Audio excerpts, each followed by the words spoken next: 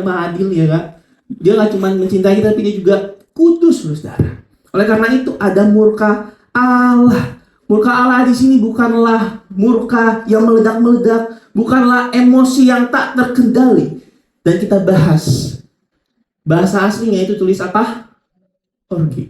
Kalau ada yang tanya kenapa dari mana saya itu dapat bahasa-bahasa asli, di sini saya menggunakan aplikasi atau software namanya Bibleworks, saudara. Itu nggak ada di HP atau di tab, di PC atau di laptop itu ada Bibleworks, itu sangat keren. Di situ ada leksikonnya, resource-nya, bahkan dia menjelaskan kepada kita asal usul kata. Misalnya kalau ini bukan adalah suatu bahasa penyerapan dari bahasa Ibrani, itu juga dikasih tahu. Bahkan secara sejarah kapan pertama kali ditemukan itu ada di Bibleworks. Dan saya menggunakan itu untuk mencari bahasa asli dari apa yang akan kita pelajari seterusnya, saudara ya. Jadi nggak perlu bertanya lagi saya dapat dari mana. Dan di situ diartikan bahwa murka Allah itu adalah yang pertama adalah sebagai kebangkitan semangat dari natur seseorang, atau dalam hal ini adalah natur apa? Naturnya siapa?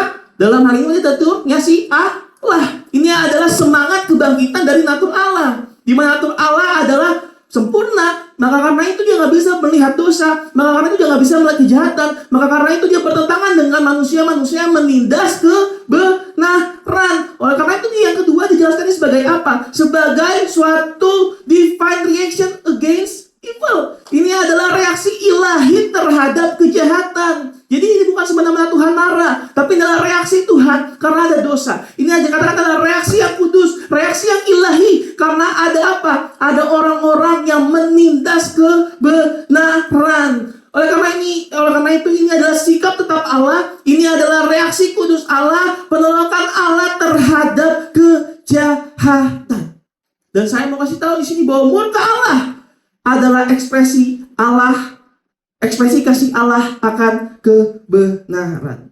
Jika Allah gak murka terhadap dosa, saudara, berarti sesungguhnya Tuhan itu tak benar-benar mengasihi ciptaannya. Murkanya bukan karena Tuhan membenci manusia. Tuhan murka karena Tuhan membenci dosa yang merusak manusia. Amin. Contoh paling sederhana. Kalau kita punya anak, saya nggak punya, saudara punya, yang nggak punya coba bayangin punya anak. Udah selesai membayangkan punya anak, saudara? Kita bayangin kita punya anak, kalau anak kita melakukan satu hal yang merusak dirinya, apa yang kita lakukan? Banter-banter pasti kita nasihatin lah kalau kita nggak marahin, ya kan? Kalau kita diemin aja, biarlah tuh anak kita rusak. Itu tandanya kita orang tua yang nggak peduli. Iya nggak? Begitu pula juga terhadap Allah. Kalau Allah tidak memarahi kita, kalau Allah nggak memberitahukan bagaimana yang seharusnya, saudara, itu berarti Allah nggak peduli. Kalau Allah nggak murka terhadap dosa, itu bukan tanda kasih, tapi itu tanda ketidakpedulian. Justru karena Ia mengasihi kita, Ia nggak mau membiarkan dosa merusak kita, saudara. Karena dosa, nanti kita akan pelajari di ayat sini, di mana resultnya dan respon itu menunjukkan manusia benar-benar hancur. Manusia dalam pikiran sia-sia, manusia dalam hati yang gelap, dikuasai oleh kezaliman, kefasikan, iri, dengki, dan lain sebagainya. Itu dijelaskan di sini, di mana manusia akhirnya benar-benar hancur dan rusak secara total. Maka karena itu Tuhan gak mau biarkan manusia rusak secara total. Karena itu ada murkanya, saudara. Nah, karena itu kita sering banget dengar kan, ada pendeta banyak yang ngomong bersyukur kalau Tuhan masih tegur kita, ya gak? Masih kita bersyukur kalau Tuhan masih tegur kita. Kalau kita lagi bersalah, ada masalah dalam hidup kita, ada tantangan dalam hidup kita, ada orang-orang sekitar yang tegur kita, itu kita bersyukur. Artinya apa? Artinya Tuhan masih jaga kita, saudara. Karena kalau Tuhan udah gak jaga, kalau ntar di ayat 24 dikatakan Tuhan menyerahkan mereka. Itu apa artinya? Tuhan tuh melepas tekanan, Tuhan melepas tahanan, sehingga manusia itu berjalan sesuai dengan apa yang manusia pilih. Atau dalam bahasa sederhananya, apa yang kau tabur, itu yang kau tuai. Kau tabur kejahatan, kau tabur dosa, engkau memakan sendiri dosa itu. Ntar Mazmur juga katakan seperti itu, saudara. Oleh karena itu, kita bersyukur kalau Tuhan masih jaga kita, Tuhan masih tegur kita, bahkan juga dengan murka-Nya. Next slide. Dikatakan murka Allah di sini apa, saudara? Nyata dari mana? Nyata dari sorga. Murka Allah itu apa? Nyata dari sorga. Kalau secara tenses, nyata dari sorga ini menggunakan present tense. Apa guru-guru present tense itu? Pengertiannya sedang berlangsung, ya kan? Present tense. Maka karena itu saat di sini dikatakan murka Allah sedang dinyatakan dari surga, yang artinya murka Allah itu sekarang sedang berlangsung. Ini juga terjadi setelah Yesus mati di kayu salib, ya kan? Ditulis oleh Paulus pada jemaat-jemaat di Roma. Dan ini juga ditulis bagi kita semua, bahwa sebenarnya murka Allah itu sedang dinyatakan, bukan penggunaan yang lampau, tapi present tense. Setelah kita baca ini juga dimaksudkan untuk kita yang ada di sini, di mana Tuhan murka Allah itu sedang dinyatakan. Tapi kita perlu perhatikan kembali bahwa murka Allah itu nggak selalu bicara mengenai petir, badai, hujan es kah, gempa, banjir bandang, dan lain sebagainya. Karena dalam hal itu di sini dikatakan sebab murka Allah nyata dari sorga atas segala kefasikan dan kelaliman manusia. Murka Allah di sini terjadi karena Allah yang melepas penahanannya. Murka Allah terjadi karena Allah membiarkan manusia semakin lama semakin rusak, saudara. Oleh karena itu di sini murkanya itu adalah saat manusia mengalami kerusakan moral dan spiritual. Sayangnya banyak orang berpikir kerusakan ini tuh kerusakan yang biasa aja. Udahlah nggak apa-apa, ya kan? Yang penting usahaku nggak dirusak Tuhan. Udahlah nggak apa-apa, yang penting keluargaku nggak dirusak Tuhan. Udahlah nggak apa-apa, yang penting yang lainnya nggak dirusak Tuhan. Tapi sebenarnya kerusakan dari dalam itu lebih mematikan daripada kerusakan dari luar, saudara-saudara. Nah, karena itu ditekankan lagi, kita bersyukur kalau Tuhan masih tegur, amin. Kita bersyukur kalau Tuhan masih kasih kita peringatan-peringatan, amin. Itu artinya Tuhan mau kita jangan sampai mengalami kerusakan moral dan spiritual secara total. Katakan kanan kiri, bersyukur, amin, saudara. Oleh karena itu di sini, saat moral sudah binasa, dosa akan terasa biasa saja. Saat moral sudah binasa, hati nurani jadi tumpul, saudara. Saat moral sudah binasa, pembenaran diri jadi nomor satu. Segala tentang aku, dan aku, saudara. Kehidupannya jadi me-centered, bukan Christ-centered lagi, saudara. Tolak ukur kebenarannya adalah siapa? Adalah dirinya sendiri. Karena moralnya terusak. Dan juga akhirnya apa? Dia nggak menghormati Allah. Dan itu menjadi hal yang sangat biasa. Oleh karena itu Amsal 1 ayat 30 dan ayat 31 katakan seperti ini, saudara. Di mana orang-orang tidak mau menerima nasihatku, tetapi menolak segala teguranku, maka mereka akan memakan buah perbuatan mereka. Itu tadi aku maksud dia. Di mana orang gak mau dengar Tuhan, gak mau dengar tegurannya, acuh dia terhadap teguran Tuhan, sehingga akhirnya orang-orang yang seperti itu akan memakan buah perbuatan mereka, yaitu adalah apa? Menerima kematian kekal. Intinya apa berarti? Neraka, saudara. Ya kan? Dan saya mau katakan secara gak langsung hukuman itu udah kita alami. Karena apa? Karena kita terpisah dari Allah akibat dari dosa. Next slide.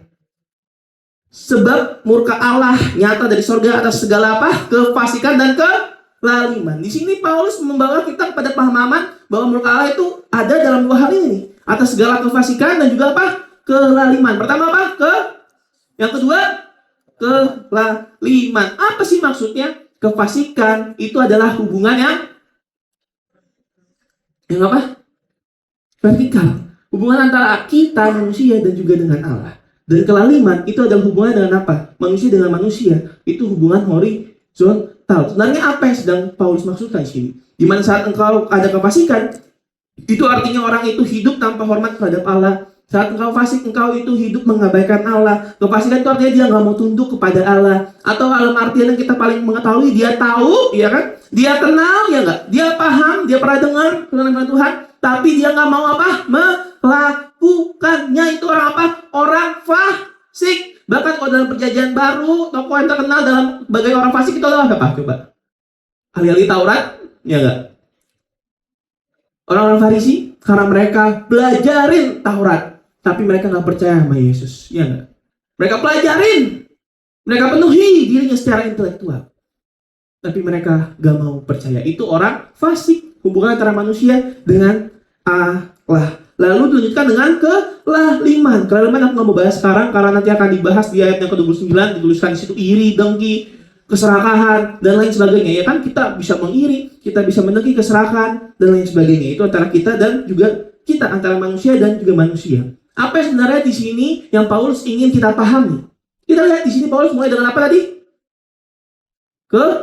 Kefasikan, lalu dia lanjutkan dengan apa? kelaliman. Jadi dia mulai dulu dengan atas segala kefasikan, dan dia lanjutkan dengan atas segala kelaliman. Ada kefasikan dulu, baru ada kelaliman. Kelaliman itu berakar dari kefasikan. Kelaliman itu muncul karena apa? Karena Allah udah gak jadi pusat dalam hidupnya. Kefasikan, kelaliman yang muncul karena apa? Karena kebenaran udah gak lagi jadi pusat, jadi tolak ukur dalam kehidupannya. Maka karena itu manusia bisa serakah. Maka karena itu manusia bisa iri, bisa dengki, bisa terbawa hawa nafsu dan lain sebagainya. Itu karena apa? Karena Tuhan gak lagi jadi pusat dalam hidupnya. Karena kebenaran gak lagi jadi tolak ukur dalam kehidupannya. Maka manusia bisa jadi seperti itu. Saudara, saudara tahu Kompas? Tahu Kompas? Bukan Kompas TV, tapi kompas yang menunjukkan arah mata angin, ya kan? Kalau ini mata kaki, asik. Kalau ini mata. Kompas bertujuan untuk menunjukkan arah mata angin. Pada suatu ketika ada seorang navigator yang sangat hebat, saudara. Navigator ini namanya Nami. Dia ada dalam satu bajak laut. Jadi waktu itu bajak laut lagi era bajak laut banget. Itu semua orang hampir jadi bajak laut di saat itu. Dia itu ada dalam satu kru bajak laut namanya kru topi jerami. Nah, dia itu navigator yang sangat hebat. Dia punya pengetahuan tentang climate, tentang cuaca, tentang ombak, dan lain sebagainya. Tapi dia katakan, kalau tanpa kompas, dia nggak berani pergi atau menuju ke pulau yang selanjutnya, saudara. Karena apa? Karena tanpa kompas, arahnya nggak jelas. Hidupnya kacau, saudara-saudara. Seperti itu juga, seharusnya kebenaran dan Tuhan itu jadi kompas dalam hidup kita. Amin. Tuhan, kebenaran, Injil, itulah harusnya mengarahkan kehidupan kita. Kalau kompas kita hancur, kalau Allah nggak jadi kompas dalam hidup kita, kalau kebenaran nggak jadi kompas dalam kehidupan kita, udah pasti arah perjalanan kehidupan kita itu kacau balau, hancur, saudara. Pastor Christopher Tapehero pernah bilang seperti ini. Manusia tanpa Tuhan, moralnya itu makin lama akan seperti binatang liar, dia katakan. Karena seperti itulah juga yang kita katakan. Manusia makin lama makin hancur. Manusia makin lama semakin mendengki dan lain sebagainya kalau dia menuruti keinginan dirinya sendiri. Kalau Tuhan gak jadi pusatnya. Kalau Tuhan gak yang mengarahkan. Kalau Tuhan gak mengiringi kita semua-semua, saudara. Saya yakin kita akan mengalami kerusakan total yang seperti Roma 1 katakan, saudara. Next slide. Oleh karena itu kita pelajari bahwa manusia jahat bukan karena tidak berpendidikan. Karena kadang-kadang yang berpendidikan juga jahat yang lebih jago daripada yang gak berpendidikan. Valid, saudara? Ya kan? Tapi manusia jadi jahat karena manusia menyingkirkan Allah dari pusat hidup dengan cara menindas kebenaran. Dia sebenarnya tahu kebenarannya, sebenarnya dia pernah dengar, bahkan sebenarnya dia pernah baca, tapi dia tekan, dia bungkam kebenaran, dan dia gak mau jadikan kebenaran itu pusat dalam hidupnya, saudara. Dia gak mau ditegur, saudara. Teguran dianggap sebagai, lu mah menghakimi lu. Ya kan? Dianggap kejahatan sekarang normal, menormalisasi. Sekarang itu mah wajar, bro, zaman sekarang. Ya kan? Dia tahu nilai diri dari Allah, tapi dia tetap sibuk mencari validasi dari dunia. Itu adalah orang yang menekan kebenaran. Saat engkau menekan kebenaran, itu artinya engkau sedang mengganti prioritas. Tuhan gak lagi jadi prioritas. Kebenaran gak lagi jadi prioritas dalam hidupmu. Itu engkau sedang menekan kebenaran. Seringkali kita gak menolak kebenaran secara langsung, tapi kita seringkali kecilin volume kebenaran biar dosa terasa nyaman kita lakukan, saudara. Hari ini jadi pembelajaran bagi kita untuk mengintrospeksi diri. Bagian manakah kebenaran sedang kita tekan? Di bagian manakah kebenaran sedang kita kecilkan volumenya supaya kita bisa nyaman melawan dosa? Gak buat saudara saja, tapi juga buat saya sendiri. Amin, saudara. Selanjutnya, kita akan bahas mengenai ayat yang ke-19 sampai ayat yang ke-21. Di mana ayat ini menjelaskan ayat 18 dengan lebih dalam, saudara. Next slide.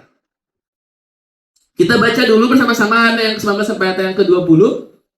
Ayat yang ke-19 dia katakan, karena apa yang dapat mereka ketahui tentang Allah nyata bagi mereka. Sebab Allah telah menyatakannya kepada mereka, sebab apa yang tidak nampak daripadanya, yaitu kekuatannya yang kekal dan keilahiannya, dapat nampak kepada pikiran dari karyanya sejak dunia diciptakan, sehingga mereka tidak dapat berdahli.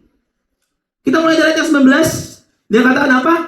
Karena apa yang dapat sederhanakan manusia ketahui tentang Allah telah nyata bagi manusia. Jadi apa yang dapat manusia ketahui tentang Allah, sebenarnya Tuhan itu sudah menyatakan bagi manusia. Apa yang di sini kita pelajari? Inilah yang disebut dengan, next slide. Asik. Ini disebut dengan apa? General revelation atau wahyu umum, saudara. Jadi apa yang saudara dapat manusia ketahui tentang Allah lewat wahyu umum Tuhan, di mana Allah menyatakan dirinya lewat ciptaan, lewat hati nurani yang bertujuan untuk menunjukkan bahwa Allah itu ada. Dan kita harus kutip dulu. Di sini dikatakan apa? Apa yang dapat diketahui oleh manusia. Jadi yang manusia ketahui tentang Allah itu adalah apa? Itu adalah apa yang dapat. Oleh karena itu yang kita ketahui tentang Tuhan itu bukan segalanya tentang Allah, tapi hanya apa yang kita dapat ketahui. Dan kita harus tahu bersama bahwa Allah itu Allah yang transenden, dan gak semua bisa kita jangkau dengan rasio manusia kita, saudara. Dan selanjutnya dikatakan di situ apa? Telah nyata bagi mereka. Yang artinya apa? Sebenarnya Allah itu gak sulit untuk ditemukan. Sebenarnya Allah itu gak sedang bersembunyi. Allah membuat dirinya cukup jelas untuk dikenali. Tapi masalahnya adalah manusia yang gak mau kenal Tuhan. Masalahnya adalah manusia yang tutup mata. Saat ada firman, bukan dengerin, engkau tutup telingamu. Itu masalah di situ. Tuhan memberikan dirinya cukup jelas untuk dikenali, tapi manusianya yang gak mau kenal Tuhan. Tuhan gak sedang bersembunyi, manusianya yang gak mau cari Tuhan. Lalu katakan dia hanya sejauh apa? Doa. Iya gak? Kalau engkau gak mau doa, berarti itu pilihanmu sendiri untuk gak mau cari dia, saudara. Amin. Selanjutnya dikatakan di situ, berarti dia sedang menyatakan dirinya kepada manusia.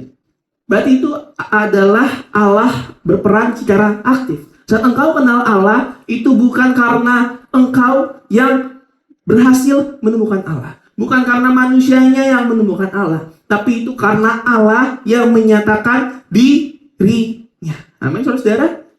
Jadi segalanya, langit, alam, keteraturan, kompleksitas, itu menunjukkan bahwa Allah itu nyata. Saya pernah ngobrol sama Om Rudi itu tentang science and theology ya Om ya. Di mana di situ cahaya menunjukkan keberadaan dari Allah. Mau tahu bagaimana? Panjang saudara ya, jangan di sini. Kalau di sini bisa 5 jam. Mau 5 jam bersama-sama dengan saya? Mau, saya sih nggak mau saudara ya. Jadi bisa langsung tanya Om Rudi nanti bagaimana cahaya itu bisa menunjukkan keberadaan dari Allah. Amin saudara. Mazmur 19 ayat 2 akhirnya ayat 1 dia katakan seperti ini.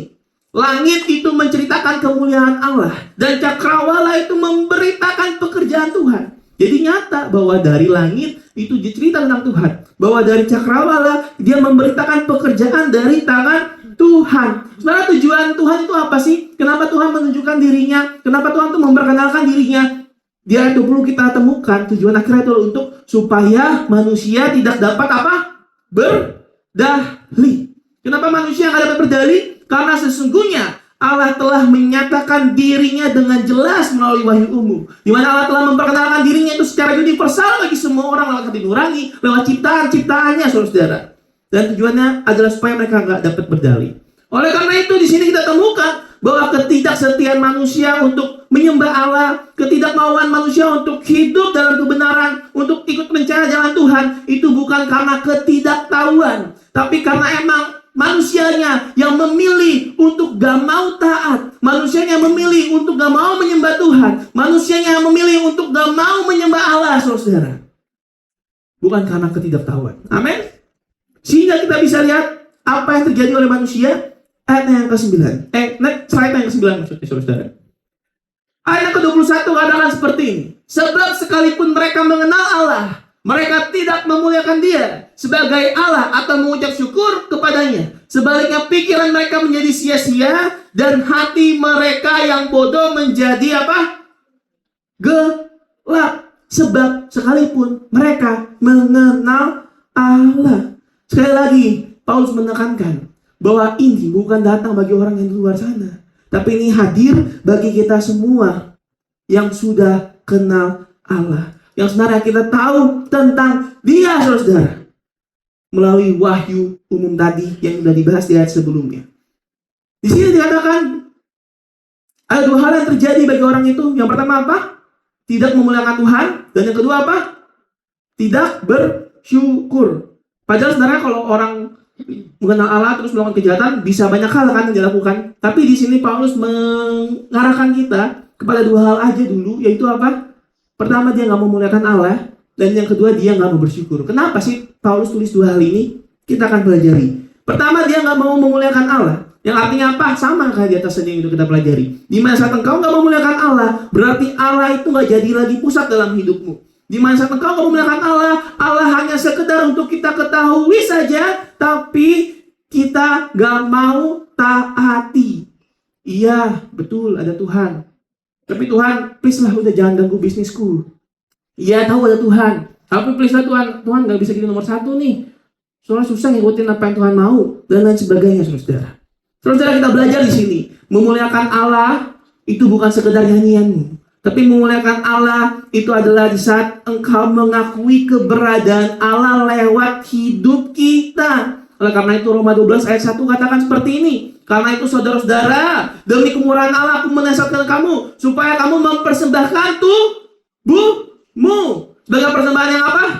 Yang hidup, yang kudus, dan yang berkenan kepada Allah. Itulah ibadahmu yang sejati. Yang Tuhan inginkan adalah saat engkau mempersembahkan tubuhmu menjadi persembahan yang kudus, yang hidup, dan berkenan, saudara-saudara. Oleh karena itu saat engkau memuliakan Allah, kita nggak sedang bicara tentang nyanyian, musikmu, teriakanmu, lompatanmu, atau tepuk tanganmu, saudara-saudara. Beberapa hari lalu aku sempat nge-repost di Instagram, Pastor Jiu katakan bahwa musik atau nyanyian atau tarian atau tepuk tangan kita atau sorak-sorai kita itu adalah ekspresi hidup. Yang Allah lihat bukan nyanyiannya, yang Allah lihat bukan tariannya, tapi hidupnya. Yang Allah lihat adalah manusianya. Mau kita main sebagus apa, mau nyanyi seindah apa, mau nari sebagus apapun, saudara, kalau hidupnya nggak jadiin Tuhan sebagai pusat, semua yang dilakukan sia-sia. Kalau Tuhan lagi di pusat, semuanya percuma. Karena persembahan itu adalah hidup kita, bukan musiknya. Tapi jangan, kalau begitu jangan saudara berpikir, oh kalau gitu nggak perlu upgrade dong, ya kan? Kalau kata Rocky Gerung itu adalah logical fallacy, asik. Artinya apa? Kesalahan dalam berpikir, ya kan? Karena kalau Tuhan jadi pusat, nyanyianmu harus yang terbaik dong, ya nggak? Kalau Tuhan jadi pusat dalam hidupmu, kalau itu ekspresi hidup, tarianmu tarian terbaik, ya kan Tian? Asik Tian menari. Kalau Tuhan jadi pusat hidupmu, tarianmu, nyanyianmu, tepuk tanganmu, pujaanmu, penyembahanmu, sorak-soraimu, itu pasti yang terbaik, saudara. Amin. Amin. Dan juga kita pasti mau memberikan yang terbaik kalau Tuhan benar-benar jadi pusat dalam hidup kita. Yang pertama itu adalah memuliakan Allah. Yang kedua apa? Bersyukur. Sudahkah kita mengucap syukur hari ini, saudara? Amin. Sudah mengucap syukur? Sudah mengucap syukur? Yang di atas sudah mengucap syukur yang di atas? Haleluya, yang di atas sudah lambaikan tangannya di atas. Puji Tuhan yang di atas. Yang di bawah, lambaikan tangannya yang di bawah. Mengucap syukur, amin. Akhir-akhir ini doa saya jadi simple, enggak akhir-akhir sih. Udah beberapa bulan kalau saya bangun pagi, ini doanya sangat sederhana, saudara. Saya bangun, berdoa singkat saja. Terima kasih Tuhan udah jaga aku tidur dan aku bisa bangun di pagi yang indah ini. Dan juga terima kasih buat hari yang indah dan menyenangkan yang telah kau berikan hari ini. Tapi apakah hari ini sudah selesai, saudara? Belum, saudara. Ya kan? Hari itu bisa jadi hari yang buruk, hari itu bisa jadi hari yang berat. Tapi apa yang indah? Yang indah adalah penyertaan Tuhan, saudara. Harinya bisa berat, tapi saya melihat keindahan dalam hal itu. Karena apa? Karena Tuhan yang berikan kekuatan untuk lewatin. Itu dimulai dengan apa? Rasa syukurmu, saudara. Kalau kita pelajari secara tradisi Yahudi, syukur ini adalah ibadah, saudara. Ya, istilah KT kalau lu bersyukur, lu itu ibadah. Tong sancong nasi enggak. Tong isi Tovan. syukur ibadah. Dan aku rasa nggak usah bahas banyak karena di pertemuan kedua itu udah dibahas tentang syukur, ya kan, dimana Paulus mengucap syukur karena pertumbuhan jemaat di Roma. Dan seterusnya saudara. Ntar kalau penasaran tinggal lihat aja part 2-nya, dimana di situ juga aku menjelaskan tentang ucapan syukur. Saat engkau nggak bersyukur, itu bukan hanya sikap negatif, tapi itu adalah pemberontakan secara halus kepada Tuhan. Karena saat engkau bersyukur, itu tandanya engkau butuh Tuhan, saudara. Sedangkan kalau engkau nggak bersyukur, berarti engkau nggak butuh Tuhan. Kalau engkau bersyukur, itu artinya engkau bergantung sama Dia. Saat engkau bersyukur, itu artinya engkau tahu bahwa yang berhak terima pujian itu bukan kita, tapi Tuhan. Tapi kalau engkau nggak bersyukur, engkau tahu dan engkau merasa bahwa dirimu yang berhak, saudara. Wah, gue udah kerja susah payah kok, gue yang cari duit dan lain sebagainya, gue yang mati-matian dan lain sebagainya. Oleh karena itu kalau gue dapat ini bukan karena Tuhan ya, tapi karena emang gue kerja, karena gue emang capek kok. Itu timbul yang namanya kesombongan. Maka hari ini kita diajarkan untuk mengucap syukur, karena Allah yang layak untuk terima segala pujian, karena Allah yang memang layak untuk terima syukur kita. Dan kedua hal inilah mengapa jadi sangat penting Paulus katakan, karena dua hal ini sangat berkaitan. Dari sini kita belajar, saudara, di saat engkau nggak memuliakan Allah, apa yang terjadi? Engkau jadi memuliakan diri sendiri. Saat engkau udah nggak bergantung lagi sama Tuhan, engkau bergantung sama dirimu sendiri. Saat engkau merasa bahwa Tuhan udah nggak berhak lagi terima kemuliaan, nggak berhak lagi untuk mengucapkan syukur kita pada Tuhan, siapa yang udah gila berhak? Yang berhak adalah manusianya. Maka karena itu saat engkau kehilangan Allah, lagi-lagi dijelaskan bahwa manusianya semakin besar, saudara. Dan selanjutnya, dari ayat ini dijelaskan apa yang terjadi. Pikiran manusia jadi sia-sia dan hati yang bodoh itu jadi gelap. Dalam hal ini Paulus juga sedang bicara bahwa manusia itu bisa pintar gak secara intelektual. Tetap bisa pintar secara intelektual, tapi kehilangan arah. Pikirannya kehilangan tujuan ilahi. Oleh karena itulah sia-sia. Kenapa jadi sia-sia? Karena sama aja. Akhir-akhirnya endingnya kalau itu menjadi pusat hidupmu, neraka. Maka pikiranmu sepintar apapun, jabatanmu sebesar apapun dan lain sebagainya itu jadi sia-sia. Karena apa? Kalau Tuhan yang jadi pusat, semua jadi sia-sia. Dia bisa sangat pintar, tapi dia tersesat secara eksistensialnya, saudara. Dia bisa hidup berjalan, tapi jiwanya kosong, saudara. Dia bisa hidup, saudara sedang baik-baik saja, tapi terasa hampa, saudara. Dia berusaha mengejar suksesan, dia berusaha mengejar relasi, dia berusaha mengejar kesenangan, tapi kosong. Tapi dirinya hampa, ya kan? Hampa terasa. Hidupku tanpa dirimu, Tuhan, ya kan? Hidupnya jadi hampa kalau nggak ada Tuhan, saudara. Maka karena itu Tuhan harus jadi pusat dalam hidup, supaya dia nggak kosong secara eksistensialnya. Supaya walaupun dia terima suatu kesenangan, dia achieve sesuatu, dia bisa merasakan kebahagiaan karena Tuhan ada dalam dirinya. Bahkan saat dia nggak achieve pun, dia bisa merasakan kebahagiaan dan keindahan Tuhan. Karena apa? Karena Tuhan jadi pusatnya. Maka karena itu Pengkhotbah 1 ayat 2 katakan seperti ini. Kesia-siaan belaka, kata pengkhotbah. Kesia-siaan belaka, segala sesuatu sia-sia. Kenapa segala sesuatu sia-sia? Karena kalau tanpa Allah sebagai pusat, semuanya jadi sia. Next slide. Yang terjadi selanjutnya itu adalah hati jadi gelap. Katakan kanan kiri, hati. Hati jadi gelap. Dalam bahasa aslinya hati ini ditulis kardio mah Koromi itu suka kardio kira-kira ini dia. Tepuk tangan buat Koromi. Bahasa aslinya adalah kardia, saudara ya. Kardia bukan kardio. Kardia artinya apa di situ?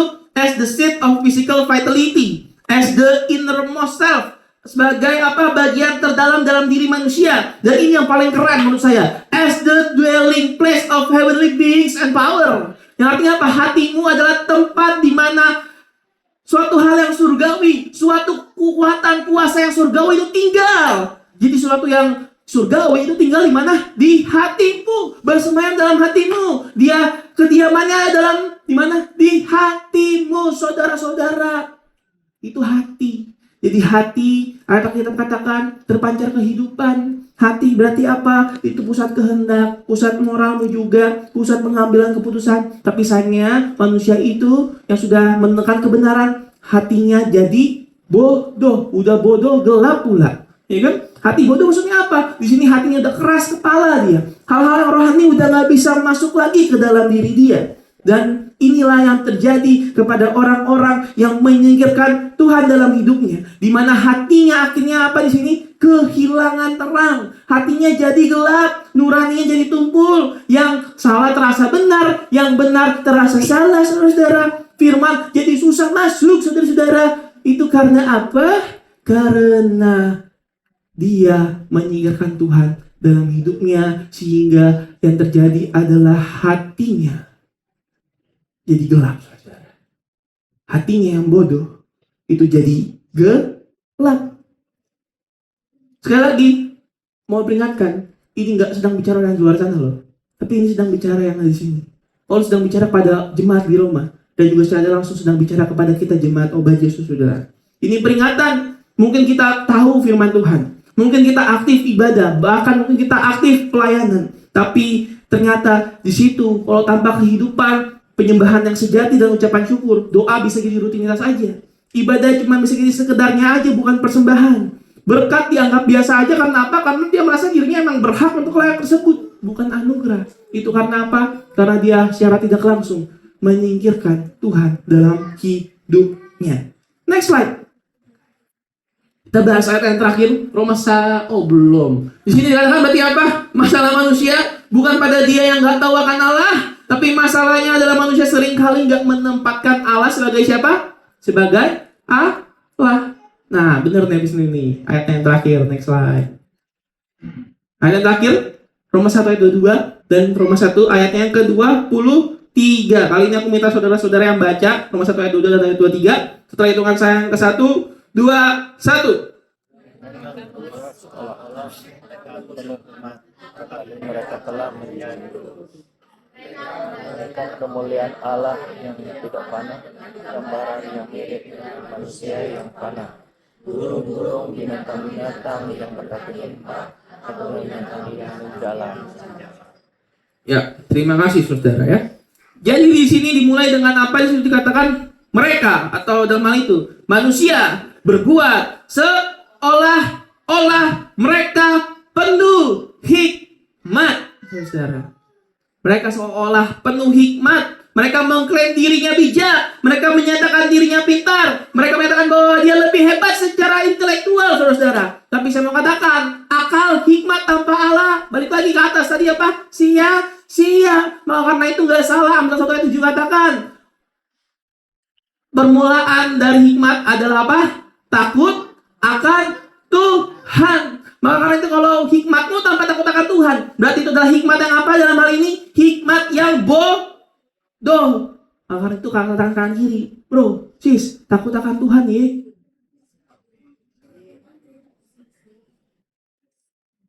Sip. Next slide. Bodoh di sini dia punya arti yang sama saat Tuhan berbicara tentang garam menjadi tawar. Jadi saat Tuhan bilang garam itu jadi tawar, kalau ada dalam dunia tapi garam jadi tawar, kehilangan fungsinya sehingga garam dibuang dan dijajak orang, itu punya definisi yang sama saat hikmat manusia itu jadi bodoh. Jadi saat di sini manusia di Roma 1 ayat 8 Roma 1 ayat 22 Paulus katakan manusia punya hikmat yang bodoh, itu sama dengan saat Allah Tuhan Yesus bilang garam menjadi tawar dalam Matius 5 ayat 13. Di mana akhirnya mereka kehilangan fungsi sejatinya. Yang sesungguhnya garam harusnya itu apa? Memberi rasa. Garam pada saat itu digunakan untuk mengawetkan. Garam bertujuan untuk memurnikan. Yang artinya saat Tuhan bilang engkau garam dunia, itu artinya kita harusnya hadir memberi makna, saudara-saudara. Amin. Kita hadir menjaga moral dan juga menahan kebusukan dari moral tersebut. Seharusnya seperti itu. Tapi di sini dikatakan manusia jadi bodoh. Manusia garamnya udah jadi tawar. Sehingga apa yang terjadi pada manusia-manusia seperti ini? Dibuang dan apa? Diinjak, saudara-saudara. Itu ayat yang ke-22. Ayat 23 katakan apa?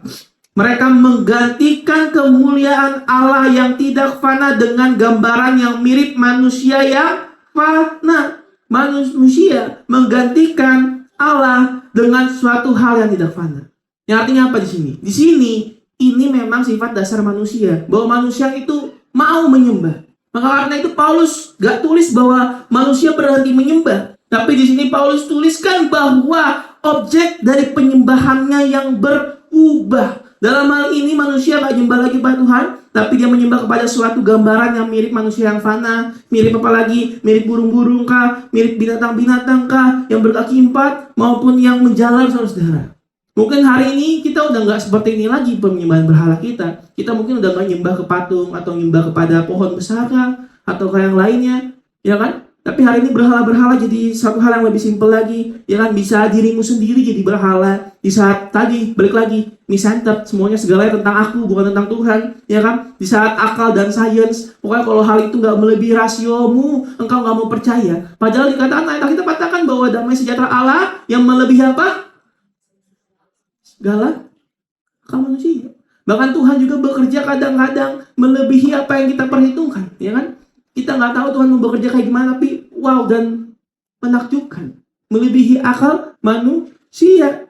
Tapi seringkali rasio itulah yang jadi dewa dalam hidup kita. Seringkali uanglah yang jadi berhala kita. Relasimu, pacarmu, validasi, jabatan, bahkan hal yang lebih sepele lagi, babi putar kan, ya kan? Dabu-dabu, kalau ada yang bilang, oh kita kuat nggak bisa hidup kalau nggak ada dabu-dabu, no, iya kan? Nggak bisa hidup kalau nggak ada dabu-dabu. Padahal saya nggak bisa hidup kalau nggak ada Tuhan, yang benar, ya nggak? Oleh karena itu, di sini ciri berhala itu satu doang. Saat engkau menggantikan Allah sebagai pusat hidup, itu sedang berhala. Oleh karena itu engkau boleh nggak nonton anime? Boleh, saya bilang. Boleh nonton main game? Boleh banget. Boleh nonton drakor? Boleh. Dracin, yang lagi suka nonton Dracin? Boleh nonton Dracin. Main basket? Main pedal? Main apa lagi? Bultang? Yang lain sebagainya? Boleh. Tapi yang masalahnya adalah saat engkau menggantikan itu, menggantikan Tuhan dengan itu baru salah, saudara. Le, kenapa kau datang gereja, Le? Aduh, itu Le, pacarku Le, gak kasih aku datang gereja, Le. Gak datang gereja karena pacarnya, saudara, ya kan? Menggantikan Tuhan dengan pacarnya. Pacarnya lebih diturutin daripada yang Tuhan mau. Ya enggak? Ayo ke gereja. Bentar-bentar nih. Gamenya 10 menit lagi kelar nih gua. Menang nih, win, victory. Nunggu dia menang, saudara, baru mau ke gereja. Mengabaikan Tuhan jadinya. Iya enggak? Sini kita belajar untuk gak menggantikan Tuhan.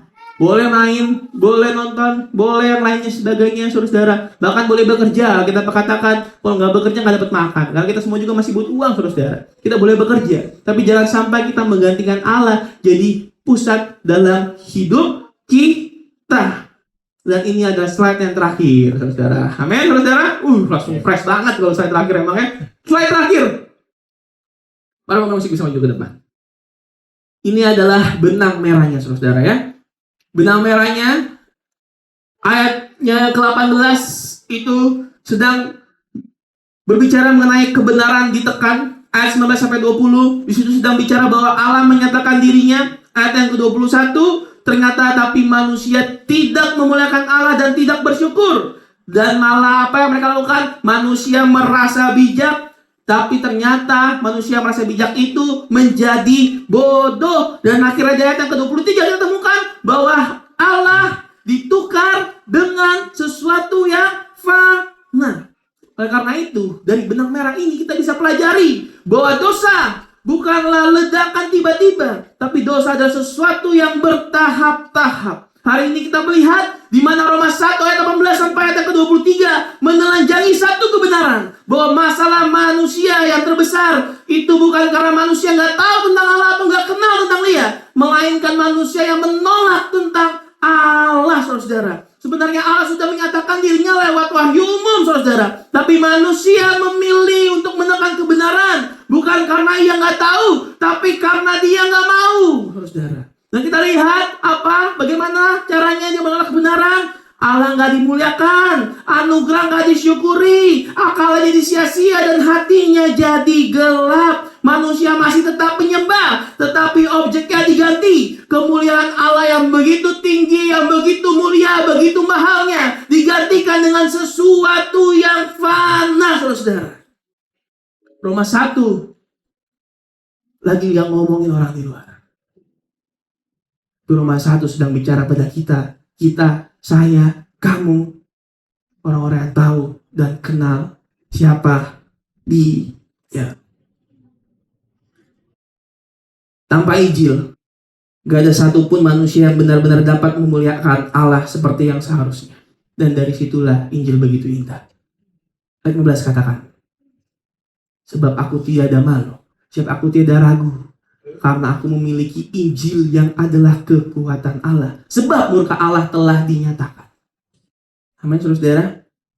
Situlah Injil begitu indah. Karena sebenarnya situasi manusia yang seperti ini, Paulus sedang menjelaskan sebenarnya situasi manusia itu kayak gimana sih. Manusia sesungguhnya itu harusnya seperti ini nih, yang udah kita bahas tadi. Manusia hancur, manusia menekan kebenaran, manusia sia-sia pikirannya, manusia penuhi kefasikan, penuhi keraliman dan lain sebagainya. Disitulah Injil begitu indah. Di saat manusia menukar kemuliaan Allah, Allah gak langsung membalas dengan hukuman kebinasan seketika. Tapi Allah menyiapkan jalan keselamatan melalui Yesus Kristus. Dan itulah yang kita kenal sebagai Injil, kabar sukacita. Ini bukan tentang kita, bagaimana cara kita selamat, saudara. Kita sudah hancur, saudara. Kita sudah terpuruk, kita sudah sia-sia, hati kita sudah gelap sebenarnya. Ini bukan cara bagaimana kita memulihkan hati lagi. Tapi ini kita sudah dipulihkan.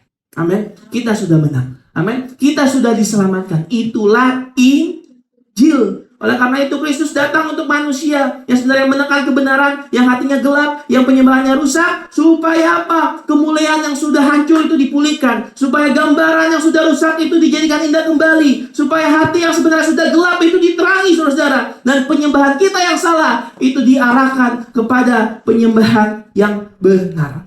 Maka karena itu pertanyaan sebagai penutup adalah ini. Bukan seberapa religius kita, saudara. Bukan seberapa tahukah kita tentang Allah. Tapi apakah Allah dan Injil benar-benar dimuliakan dan jadi pusat dalam kehidupan kita.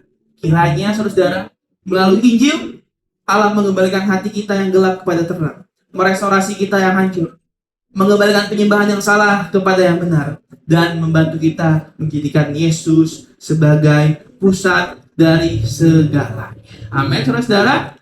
Demikian khotbah saya, saudara. Saya undang semua untuk bangkit berdiri.